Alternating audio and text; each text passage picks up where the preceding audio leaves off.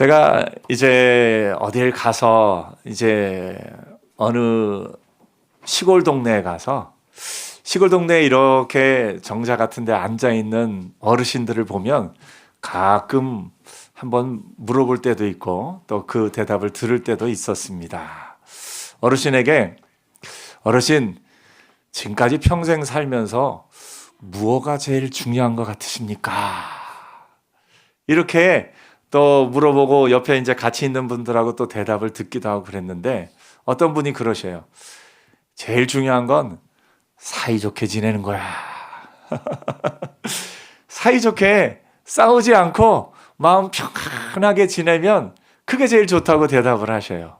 아, 그렇구나. 그러고 나서 돌이켜보니까 참 사이좋게 지내는 게 제일 어렵더라고요. 안 싸우고 평안한 가운데 사이좋게 지내면 참 좋을 텐데 왜 이렇게 싸우고 지내는 걸까?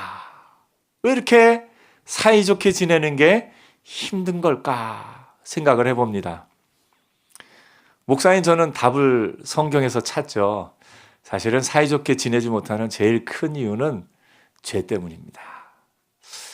에덴 동산에서 아담과 하와가 하나님과 화목하게 사이좋게 지냈죠. 하나님이 그렇게 사람을 만드셨으니까요.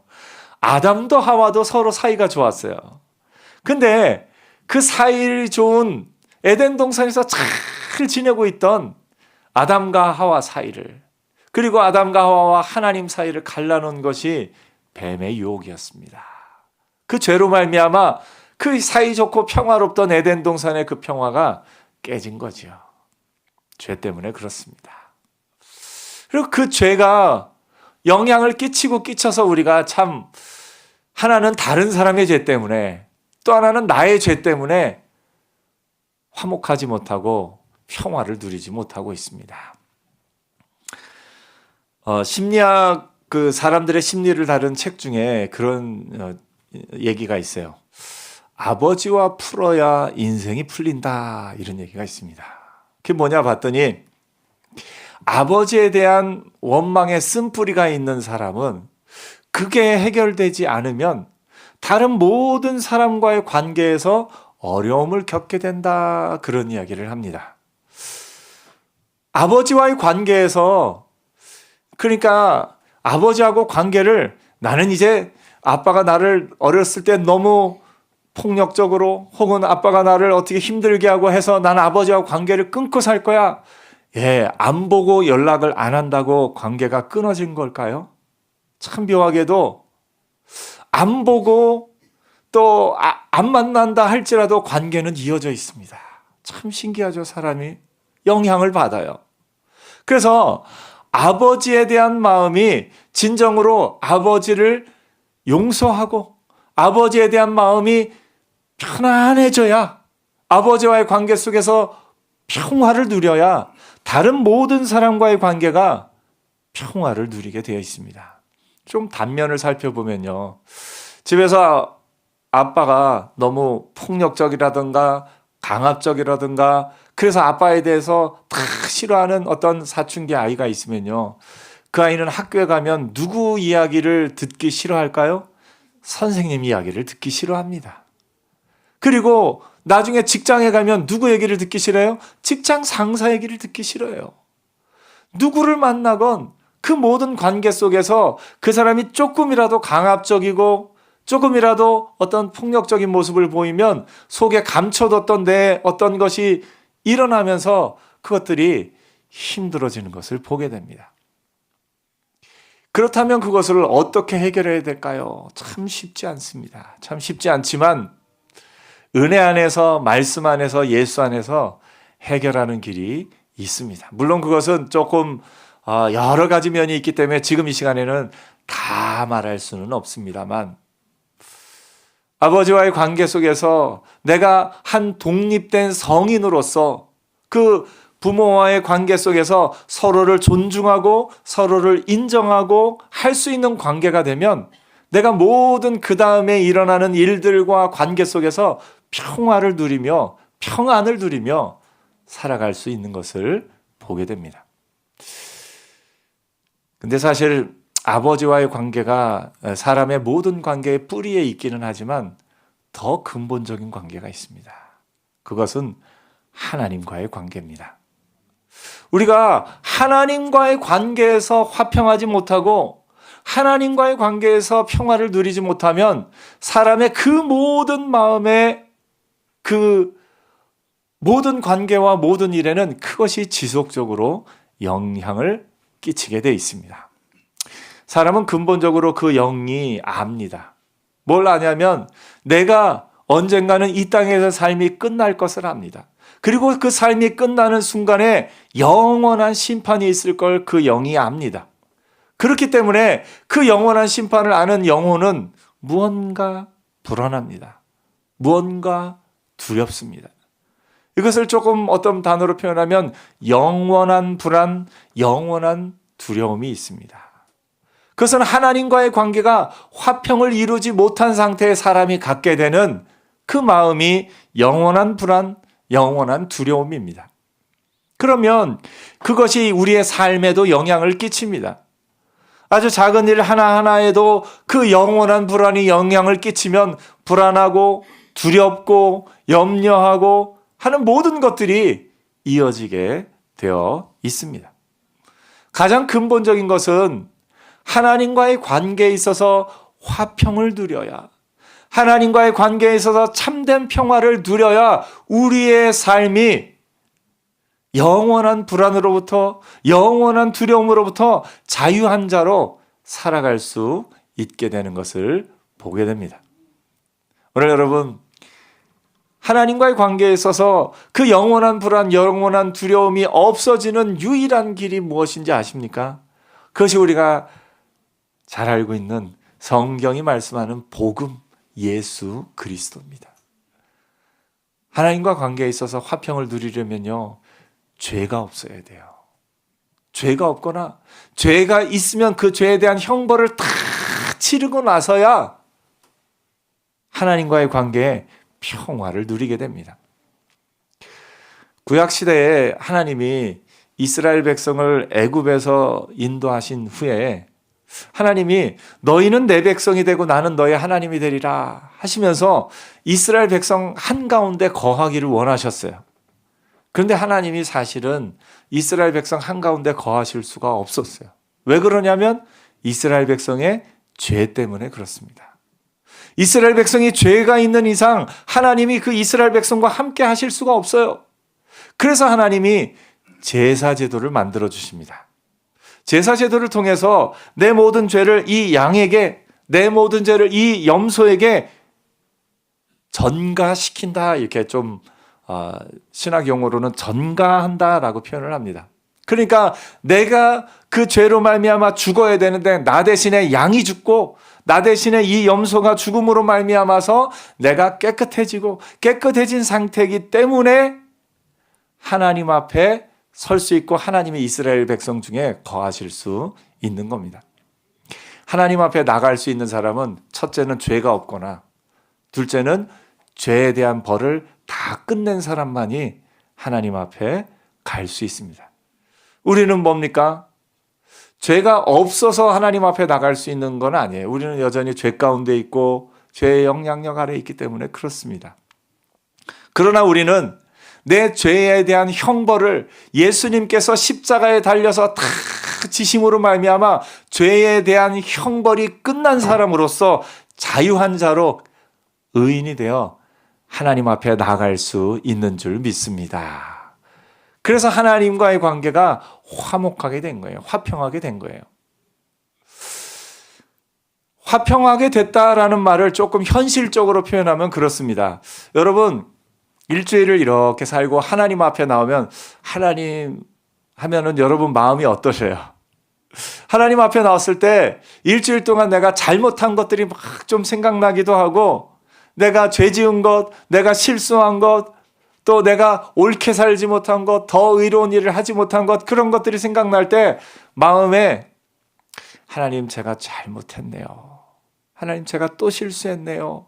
이렇게 나올 때 하나님과의 관계가 회복된 분에게는 이런 어떤 마음이 있습니다.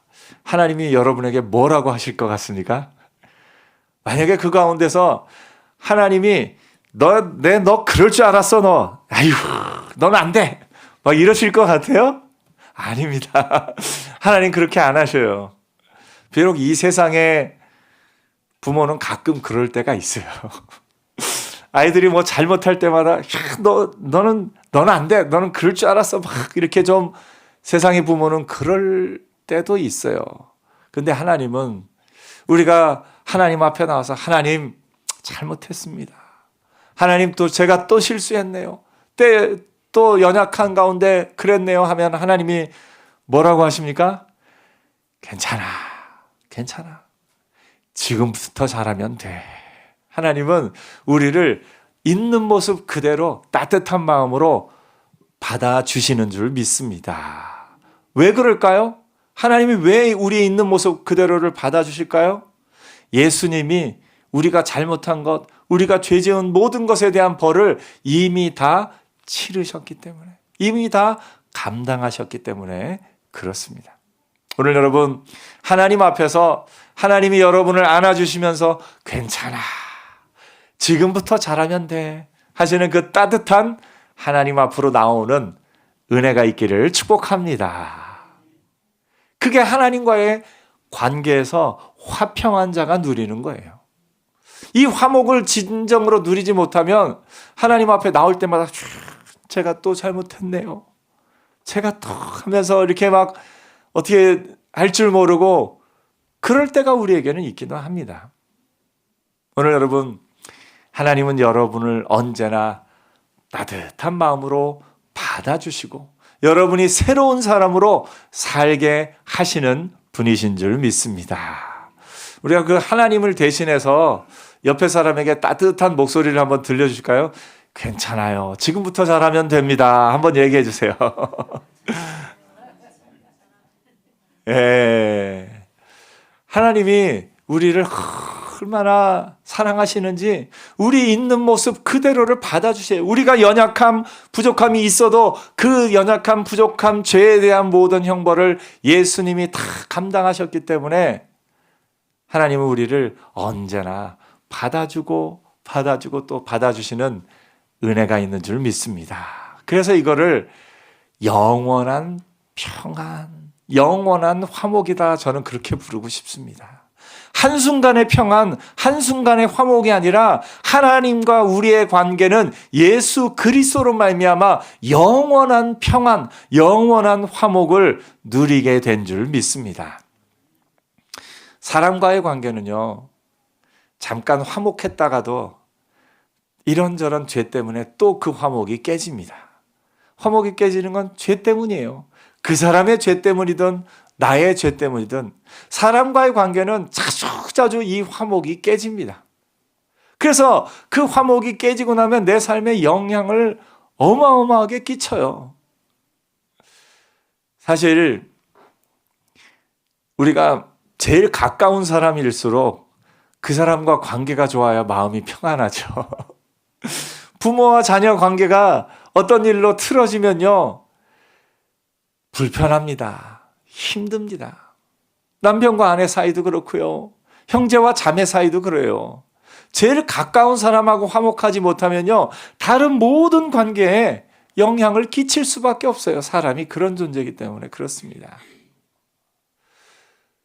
가장 가까운 사람과의 관계에 있어서 화목이 깨지는 이유는 죄 때문입니다. 그 사람의 죄 때문에, 나의 죄 때문에. 이 죄의 문제가 해결되어야 사람과의 관계에서도 화목을 누립니다. 우리가 하나님과의 관계에 있어서는 예수님으로 말미암아서 영원한 화목, 영원한 평안을 누리는 존재가 되었는데, 이 땅에서의 모든 사람과의 관계에 있어서도 그 화목과 그 평안을 누리며 사는 은혜가 있기를 축복합니다. 비결은 있어요. 예수님이 우리에게 알려주신 거는요, 사람과의 관계에 있어서 화목이 깨질 때 그 사람의 죄 때문에 화목이 깨지면 그 사람의 죄를 용서함으로 말미암아 다시 평안을 누리고요, 나의 죄 때문에 이 평안이 깨지면요, 나의 죄는 회개함으로 다시 평안을 만들어갈 수 있습니다. 그것에 대해서는 좀 더 얘기가 길기 때문에 제가 또 나중에 또 설명드리겠습니다만, 여러분, 우리의 삶은요, 가장 근본적인 하나님과의 관계 속에서 화평, 화목을 누림으로 말미암아 모든 다른 사람과의 관계에 있어서 화평, 화목을 누려가는 삶이 믿음의 사람의 삶인 것을 보게 됩니다. 그 은혜 가운데서 하나님과의 관계에 있어서 참 평안, 참 화목을 누림으로 말미암아 다른 모든 관계 속에서 화목과 평안을 누리며 사는 저와 여러분 되기를 축복합니다. 이것이 아까 제가 처음에 말씀드린 대로 그 할아버지가 사이좋게 지내는 거야. 근데 그게 제일 어려워. 말씀하실 때 그 안 되는 것이 무엇일까? 그게 하나님의 말씀 안에 그 답이 있네요. 오늘 여러분 평생을 사이좋게 사는 은혜 있기를 축복합니다.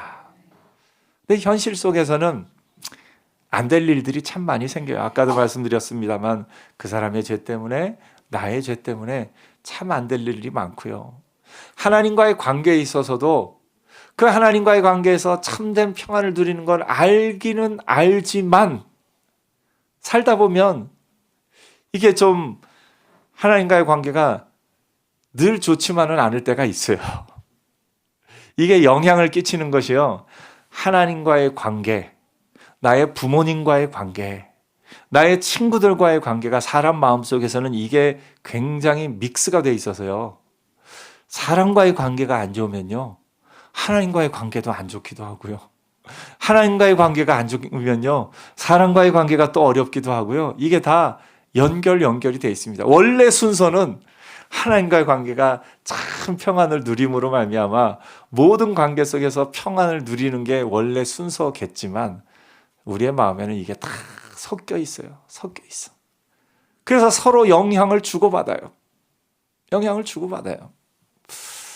아까 처음에 말씀드렸습니다만 아버지와 풀려야 인생이 풀린다 하는 그 이야기 속에는 아버지와 풀리는 게 어느 때는 됐다가 어느 때는 안 됐다가 어느 때는 아버지를 용서했다가 어느 때는 아버지를 존경했다가 이 마음이 두 가지가 같이 있어요.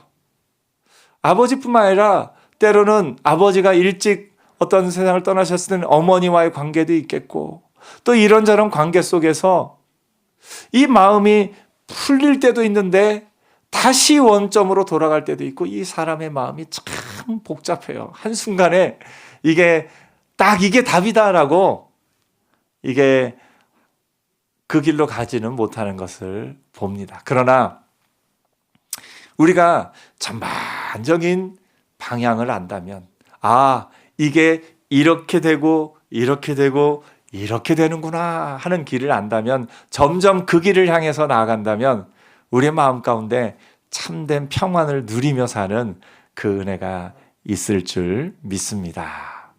여러분 한번 여러분 마음을 보세요. 여러분 마음 평안하십니까? 여러분의 마음을 지금 제일 불편하게 하는 것이 무엇입니까? 여러분의 마음을 제일 힘들게 하는 것이 무엇입니까? 이것을 어떻게 하면 이 어려움을, 이 불편함을 풀어나가고 이 불편함을 극복해 나가고 이겨나갈 수 있을까요? 각자에게 그 어떤 일에 대한 답은 조금 다를 수 있지만 가장 근본적인 건 죄의 문제가 해결되어야 됩니다. 죄를 끊고 죄에 대한 문제를 해결하고 그리고 나서야 평안함을 유지할 수 있는 겁니다. 하나님과의 관계 속에서는 그 죄의 문제를 예수 그리스도가 해결해 주셨기 때문에 그 예수 그리스도를 믿는 믿음 안에서는 언제건 평안을 누릴 수 있습니다. 그래서 사람과의 관계에 있어서는 이 죄의 문제를 어떻게 해결해 나갈 것인가, 이것을 어떻게 용서할 수 있고 이것을 어떻게 회개할 수 있을 것인가, 어떻게 내가 잘못했을 때 이것을 회개하고 풀어갈 수 있을 것인가, 어떻게 다른 사람의 잘못에 대해서 내가 용서하고 그것을 해결해 갈 수 있을까 하는 것은 상당히 쉽지 않은 문제들이 있습니다. 그러나 그것들을 믿음 안에서, 은혜 안에서, 말씀 안에서 지혜롭게 풀어나가고 지혜롭게 해결해 감으로 말미암아 은혜 안에서 참된 평화를 누리며 사는 저와 여러분 되기를 축복합니다. 예수님이 우리에게 원하시는 거는요, 화목하게 하기를 원하셔요. 골로새서는 이렇게 말합니다. 그의 십자가의 피로 화평을 이루사. 십자가의 피로 화평을 이루사. 그거 땅에 있는 것들이나 하늘에 있는 것들이 그로 말미암아, 예수로 말미암아 하나님과 화목하게 되기를 기뻐하심이라. 이제는 그의 육체의 죽음으로 말미암아 화목하게 하사 너희를 거룩하고 흠없고 책망할 것이 없는 자로 그 앞에 세우고자 하셨으니. 오늘 여러분, 하나님과의 관계에서 영원한 화목을 알고 그것을 누리는 자로 사는 저와 여러분 되기를 축복합니다. 하나님과의 관계에 있어서 영원한 화평을 온전히 누리며 그 깊이와 그 넓이와 그 풍성함을 알아갈 때 그 안에서 내게 힘이 생기면요, 그 힘이 다른 사람과의 관계에 있어서도 평안을, 화목을, 화평을 이루게 되는 것을 보게 됩니다. 하나님 안에서 하나님이 나를 받아주시는 것을 온전히 누리고 나면요, 나도 다른 사람을 받아주고 품어줄 수 있습니다. 예전에는 내 마음이 나 이거 못 참아, 나 이거 절대 못 참아, 내 눈에 흙이 들어가기 전에는 하면서 못 참아 했던 것도 하나님과의 은혜 안에서 하나님이 나를 어떻게 얼마나 받아주셨는지를 알게 되면요, 이것마저도 받아줄 수 있고 이것마저도 품어줄 수 있고 이 안에서도 화평을 누리는 그 능력이 우리 안에 생기는 것을 보게 됩니다. 오늘 여러분, 하나님과의 관계에서 참된 평화를, 화평을 누림으로 말미암아 다른 모든 관계 속에서 그 화평을, 그 화목을 이루는 자로 사는 저와 여러분 되기를 축복합니다. 이번 한 주간 여러분, 화목을 온전히 누리며 사는 한 주간 되기를 축복합니다. 누군가의 관계에 있어서 혹 그 화평이 깨어진, 화목이 깨어진 어려운 일들이 있다면 그것을 기도하면서 하나님, 이 깨어진 것을 화평하게 하는 자로 살게 하여 주옵소서. 이 깨어진 관계를 회복하는 자로 살게 하여 주옵소서. 하나님, 이 깨어진 관계가 죄로 말미암았으면 이 죄를 어떻게 해결해야 될지 지혜를 더하여 주옵시고, 이 죄가 만들어 놓은 이것을 해결하는 자로 살게 하여 주옵소서. 전에도 말씀드렸습니다만 죄의 문제를 해결한다고 해서 무조건 그러니까 어떤 고위공직자가 죄를 범하면 그 공직에서 내려오는 게 맞지요. 그런데 우리가 그 죄에 대한 것을 이 사람이 죄값을 치루었건 어쨌든 해서 우리가 이 사람을 용서한다고 해서 그 사람을 똑같은 자리로 다시 올려놓지는 않습니다. 이게 용서에 대한 부분에 있어서 여러분, 용서한다고 해서 관계가 완전히 원래대로 회복되는 건 아닙니다. 그러나 용서는 뭐냐면 이 사람에 대한 죄에 대한 심판을 내가 하지 않고 하나님께 맡기는 것이 용서입니다. 부모님이 나에게 잘못한 어떤 큰 잘못을 했다고 했을 때요, 그거를 내가 용서한다고 해서 꼭 이 예전처럼 이렇게 되지는 않을 수도 있습니다. 하지만 이 어떤 잘못에 대한 그 심판을 내가 하는 것이 아니라 하나님 손에 맡기는 것일 수도 있습니다. 이건 좀 복잡한 부분이기 때문에 제가 다 설명할 수는 없습니다만, 용서는요, 내가 직접 심판하지 않고 하나님 손에 맡기는 것 자체가 용서입니다. 그래서 그 용서를 통해서 그 깨어진 관계가 내 마음이 그에 대한 정죄를 하지 않는 것만으로도 용서를 통해 내가 평안을 누리게 되는 것을 보게 됩니다. 이것이 우리가 이 죄의 문제를 해결해가는 하나의 길들인 것을 보게 됩니다. 여러분, 이번 한 주간 다른 사람의 죄 때문에 혹은 나의 죄 때문에 깨어진 관계들이 있다면 그 깨어진 관계 속에서 어떻게 화평을 누릴 것인가, 어떻게 화목할 것인가 기도하며 그 답을 찾아 나가서 하나님의 은혜 안에서 참된 화평을, 참된 평안을 누리며 사는 복된 한 주간 되기를 축복합니다. 기도하겠습니다.